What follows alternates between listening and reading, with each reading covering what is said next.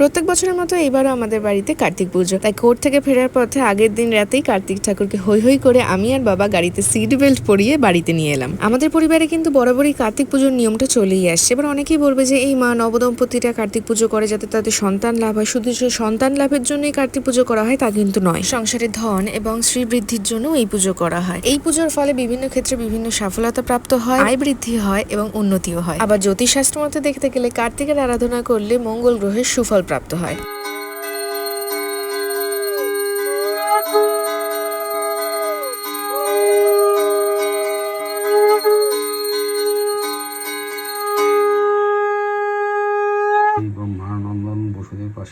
তো এই ছিল আমার কার্তিক পুজোর মিনি ব্লগ। আমার পরিবারে কার্তিক পুজো হওয়ার পেছনে যে কারণেই থেকে থাকুক না কেন, বাড়িতে পুজো হলে কিন্তু দেখবে ভালোই লাগে, মনটাও ভালো হয়ে যায়, ভালো ভালো প্রসাদও খাওয়া যায়। তোমাদের কার কার বাড়িতে এরকম নিয়ম রয়েছে অবশ্যই কমেন্ট বক্সে জানিও, আর ভিডিওটা ভালো লাগলে একটা লাইক করে দিও। দেখা হচ্ছে পরের ব্লগে, টাটা।